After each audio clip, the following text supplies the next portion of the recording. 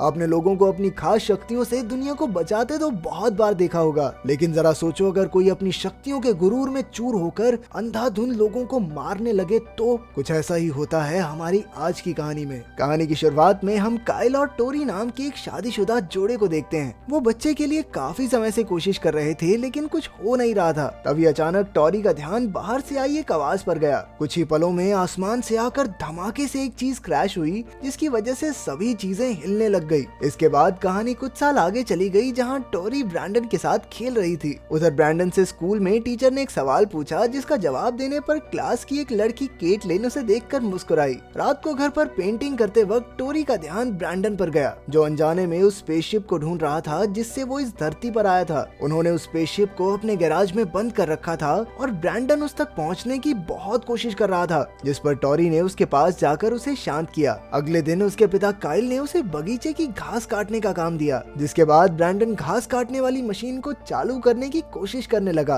और इसी बीच उसने जोर लगाकर जैसे ही मशीन को खींचा वो बहुत दूर जाकर गिरी। एक बार को तो उसे अपनी ताकत पर विश्वास ही नहीं हुआ कि इतनी भारी मशीन को मैंने इतनी दूर कैसे फेंक दिया। लेकिन फिर वो उसके पास गया और उसने मशीन के पंखे में बिना कुछ सोचे अपना हाथ दे दिया। लेकिन चौंकाने वाली बात तो ये थी कि उसे बिल्कुल भी चोट नहीं आई, उल्टा वो लोहे का पंखा ही टेढ़ा मेढ़ा हो गया था। आज ब्रैंडन का जन्मदिन था तो वो अपने परिवार के साथ साथ चाचा नोआ और चाची मर्ली के साथ डिनर करने गया, जहां नोआ ने ब्रैंडन को तोहफे के तौर पर एक बंदूक दी। लेकिन उसके पिता काइल ने ये कहकर मना कर दिया कि ब्रैंडन अभी छोटा है, ये चीज ठीक नहीं है उसके लिए। लेकिन ब्रैंडन उस तोहफे को लेने की जिद करने लगा, जिसके बाद काइल उसे खाने के बीच में ही उठा कर ले गया। उसके वहाँ से जाते वक्त वेट्रेस उसे अजीब सी नजर से देख रही थी। अगले दिन ब्रैंडन अपने पिता काइल की बातों का जवाब नहीं दे रहा था। उसके पास जाने पर काइल ने देखा कि वो बिना अपने दांतों को नुकसान पहुंचाए एक लोहे के कांटे को चबा रहा था। ऐसा टैलेंट चाहिए कोलगेट की एड में। हाँ, इसके बाद काइल उसे अपने साथ शिकार पर ले गया और बातों बातों में उसे समझाया,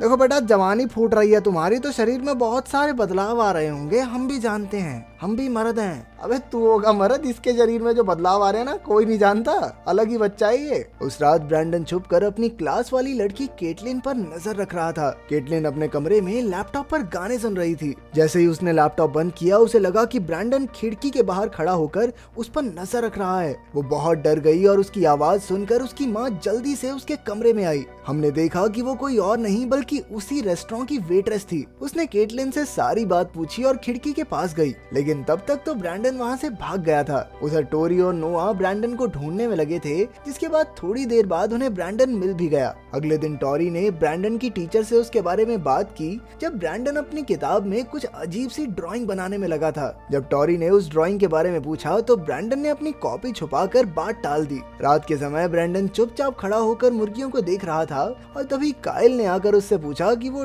ठीक तो है। कुछ देर बाद बाहर आने पर टोरी और काइल ने देखा कि किसी ने सभी मुर्गियों को मार दिया था। टोरी को लग रहा था कि ये काम किसी भेड़िए ने किया होगा, लेकिन काइल को पूरा विश्वास था कि ये काम ब्रैंडन का किया है, क्योंकि वो कुछ देर पहले इन मुर्गियों को बड़े अजीब तरीके से देख रहा था। अगले दिन ब्रैंडन की पूरी क्लास एक गेम खेल रही थी जहाँ सबको एक बच्चे को गिरने से बचाना था। केटलिन अब भी उस रात वाली घटना से बहुत डरी हुई थी, इसलिए जब ब्रैंडन केटलिन की ओर झुका तो उसने उसे बचाया नहीं और वो सीधा नीचे गिर गया। केटलिन ने ब्रैंडन की मदद करने की बजाय सबके सामने कहा कि वो बहुत अजीब है, लेकिन टीचर ने उसे ब्रैंडन से माफी मांगकर उसे उठाने को कहा। लेकिन ब्रैंडन अब तक उसकी बातों से बहुत गुस्सा हो चुका था, इसीलिए जब केटलिन ने उसे उठाने के लिए अपना हाथ आगे बढ़ाया तो उसने अपनी शक्तियों का इस्तेमाल करके उसका हाथ ही तोड़ दिया। बाद में उसे प्रिंसिपल ऑफिस ले जाया गया, जहाँ केटलिन की माँ और टोरी में बहुत बहस हुई और केटलिन की माँ ने तो ब्रैंडन को अरेस्ट तक करने की मांग की, लेकिन पुलिस ने उसे छोटा बच्चा समझकर इस बात को रफा दफा कर दिया। ब्रैंडन वहीं बाहर बैठा ये सारी बातें सुन रहा था। उसी रात जब टोरी और काइल ब्रैंडन के बदले हुए बर्ताव के बारे में बातें कर रहे थे, तभी टोरी को ब्रैंडन की आवाज आई। जब उसने जाकर देखा तो ब्रैंडन उस स्पेसशिप के पास हवा में उड़ रहा था। जैसे ही वो उसके पास पहुंची तो ब्रैंडन नीचे गिर गया और इसी बीच उसके हाथ में चोट भी लग गई, जो कि आज पहली बार हुआ था, क्योंकि उसे तो किसी चीज से चोट लगती ही नहीं थी। टोरी ने नीचे जाकर उसे शांत करने की कोशिश की, लेकिन अब तक ब्रैंडन को पता चल चुका था कि टोरी उसकी माँ नहीं है और असल में वो आसमान से इस स्पेसशिप में आया था। उसने टोरी पर आज तक उसे धोखे में रखने का इल्जाम लगाया और वहाँ से चला गया। उधर केटलिन अपने कमरे में थी, जहाँ ब्रैंडन उससे मिलने पहुंचा, लेकिन केटलिन ने साफ कह दिया कि उसकी माँ ने उसे ब्रैंडन से बात करने से साफ मना किया है। इस पर ब्रैंडन ने जवाब दिया कि वो इस प्रॉब्लम को दूर कर देगा और उसे फूल देकर वहाँ से चला गया। उधर केटलिन की माँ रेस्टोरेंट बंद करने की तैयारी कर रही थी जब उसने शीशे पर एक अजीब सा निशान देखा जो हूबहू ब्रैंडन की बनाई हुई ड्राइंग जैसा था। तभी रेस्टोरेंट की लाइट्स ऑन ऑफ होने लगी और अचानक शीशा भी टूट गया जो सीधा जाकर उसकी आंख में लगा। अब उसे कुछ अच्छे से दिखाई तो नहीं दे रहा था, पर वो ये जरूर समझ चुकी थी कि कोई तो वहाँ जरूर है, इसलिए उसने बचने के लिए बेसबॉल बैट पकड़कर हवा में घुमाना शुरू कर दिया। लेकिन ब्रैंडन इधर से उधर बहुत तेज रफ्तार में जा रहा था, इसलिए उसे बेसबॉल बैट से कोई फर्क नहीं पड़ा। अपनी जान बचाने के लिए केटलिन की माँ फटाफट से दूसरे कमरे में पहुंची और उसने दरवाजा बंद कर दिया, पर ब्रैंडन ने अपनी आंखों से लेजर मारकर वो लोहे का दरवाजा बीच से काट दिया और केटलिन की माँ को बेरहमी से मार डाला। अगले दिन शेरिफ अपनी टीम के साथ केटलिन की माँ के मर्डर की तहकीकात करने पहुंचा, जहाँ उसने भी खिड़की पर ब्रैंडन की बनाई वो अजीब सी ड्राइंग देखी। उधर स्कूल में उसकी आंटी मर्ली ने काउंसलर होने के तौर पर ब्रैंडन से बात करने की कोशिश की, पर ब्रैंडन ने कोई जवाब नहीं दिया। इसलिए मर्ली कहने लगी कि उसे इस बारे में उसकी माँ से बात करनी पड़ेगी। अब काइल को भी लगने लगा था कि उसका बेटा कोई इंसान नहीं बल्कि एक हैवान है। आखिर सिर्फ पकड़ने से कोई किसी का हाथ कैसे तोड़ सकता है। उधर मर्ली भी अपने घर के काम में लगी हुई थी जब अचानक से लाइट्स ऑन ऑफ होने लगी। उसने दरवाजे पर जाकर देखा तो ब्रैंडन उससे मिलने आया था। ब्रैंडन ने उसे साफ तौर पर धमकी दी कि अगर वो उसकी माँ से बात ना करे तो ये सबके लिए अच्छा होगा, लेकिन मर्ली ने इस बात से गुस्सा होकर उसे घर जाने को कहा और दरवाजा बंद कर दिया। उसे लग रहा था कि उसके कहे मुताबिक वो घर चला गया होगा, लेकिन ब्रैंडन तो खिड़की के बाहर से मर्ली को देख रहा था। इसके बाद वो चुपके से घर में घुस गया, लेकिन थोड़ी देर बाद उसका चाचा घर आ गया जिसने उसे अलमारी में देख लिया। उसकी इस हरकत की वजह से वो बहुत गुस्सा हुआ और ब्रैंडन को गाड़ी में बैठा कर घर ले जाने लगा। उसने कहा कि वो इस बारे में उसकी माँ को सब कुछ बताएगा और ब्रैंडन को पकड़कर जबरदस्ती गाड़ी में बैठाने लगा। पर तभी ब्रैंडन ने अपनी आंखों की शक्ति से नोआ को उठाकर गैराज के दरवाजे पर दे मारा। इसके बाद नोआ डर के मारे अपनी गाड़ी में बैठकर वहाँ से भागा, लेकिन रास्ते में उसने देखा कि ब्रैंडन उसके ट्रक का पीछा कर रहा था। अचानक से ट्रक किसी खराबी की वजह से मिसबैलेंस होकर बंद पड़ गया। इसके बाद नोआ ने देखा कि ब्रैंडन ट्रक के सामने खड़ा था। ब्रैंडन हवा में उड़ रहा था और उसने ट्रक को हवा में उड़ाकर जोर से जमीन पर दे मारा। इस जबरदस्त झटके से नोआ का जबड़ा टूट गया। वहाँ नोआ अपनी आखिरी सांसें ले रहा था और ब्रैंडन ने उसके खून से जमीन पर अपना निशान बनाया। ब्रैंडन ने घर पहुंचकर बताया कि वो पूरे समय फुटबॉल खेल रहा था, जहाँ कुछ बच्चों ने उसे बहुत परेशान किया और उसकी टी शर्ट फाड़ दी। उस रात काइल को सपने में उस समय की याद आई जब टॉरी ने मीटियोर से आए ब्रैंडन को पहली बार पकड़ा था और वो उसे भगवान का दिया तोहफा समझकर गोद लेने का फैसला कर बैठी थी। पर जैसे ही काइल ने उसकी आंखों के सामने से कपड़ा हटाया तो उसकी आंख लाल जल रही थी। ये देखते ही काइल बहुत डर गया और उसकी नींद खुल गई। तभी मर्ली ने टॉरी और काइल को फोन करके हॉस्पिटल बुलाया, जहां उन्हें नोआ के एक्सीडेंट के बारे में पता चला। उसने ये भी बताया कि नोआ की मौत से पहले ब्रैंडन उनके घर आया था। इस बात पर काइल को पूरा यकीन हो गया कि ये जरूर ब्रैंडन ने ही किया होगा। अगले दिन दोनों ने जाकर ब्रैंडन को बताया कि उसके चाचा की एक एक्सीडेंट में मौत हो गई है। ये देखकर काइल को शक हुआ और उसने ब्रैंडन के वहाँ होने की बात कही। उसका जवाब सुनकर काइल को बहुत गुस्सा आया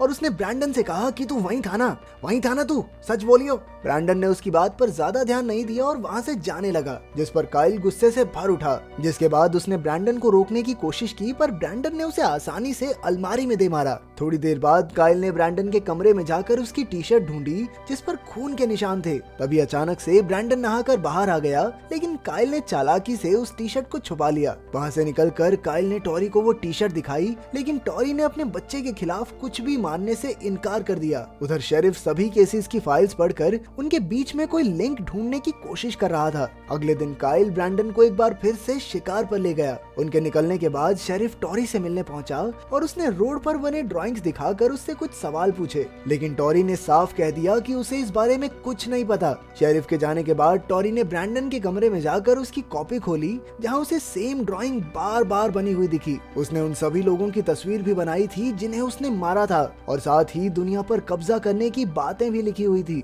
उधर जंगल में काइल ने ब्रैंडन को आगे चलने को कहा और सही मौका मिलने पर उस पर गोली चला दी, पर गोली ब्रैंडन के सर से टकराकर नीचे गिर गई। अबे शक्तिमान का बेटा है क्या ये? इसके बाद काइल ने उसे ढूंढने की कोशिश भी की, पर ब्रैंडन बड़ी रफ्तार से इधर से उधर उड़कर चला जाता। थोड़ी देर बाद वो काइल के सामने आकर खड़ा हो गया। अब उसके चेहरे पर वो लाल रंग का डरावना मुखौटा आ गया था। डर के मारे काइल ने माफी मांगने की कोशिश की, लेकिन ब्रैंडन ने उसकी एक ना सुनी और अपनी आंखों से निकलने वाली लेजर उसके सर के आर पार पार कर दी। उधर टॉरी ने काइल को फोन करने की कोशिश की, पर ब्रैंडन ने फोन उठाकर बताया कि काइल को तो मैंने मार दिया, एक काम करता हूँ घर आ जाता हूँ। ये सुनकर टॉरी बहुत डर गई और घर से भागने की कोशिश करने लगी, पर तभी ब्रैंडन बड़ी रफ्तार से घर को चीरते हुए उड़ने लग गया। टॉरी ने डर के मारे टेबल के नीचे छुपकर पुलिस को फोन किया और खबर मिलते ही शेरिफ अपनी टीम के साथ उसे बचाने पहुंच गया। पर इससे पहले कि वो कुछ भी कर पाते, ब्रैंडन ने तेजी से आकर शेरिफ को एक ही झटके में मार दिया। इसके बाद टॉरी ऊपर भाग गई और डिप्टी ऑफिसर ने बैकअप टीम को बुलाने की कोशिश की,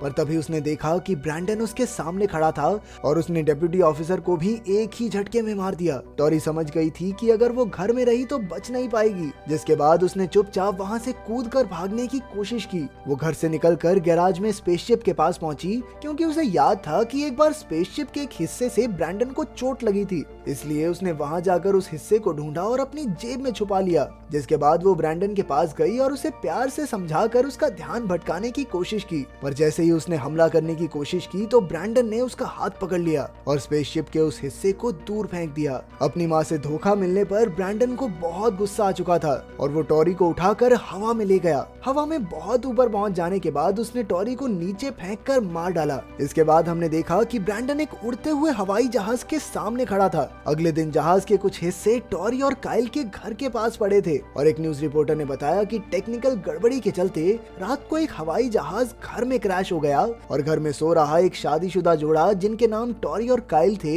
इस हादसे में मारे गए। अगर वीडियो पसंद आई तो लाइक कर देना, चैनल को सब्सक्राइब कर देना। मिलते हैं अगली वीडियो में।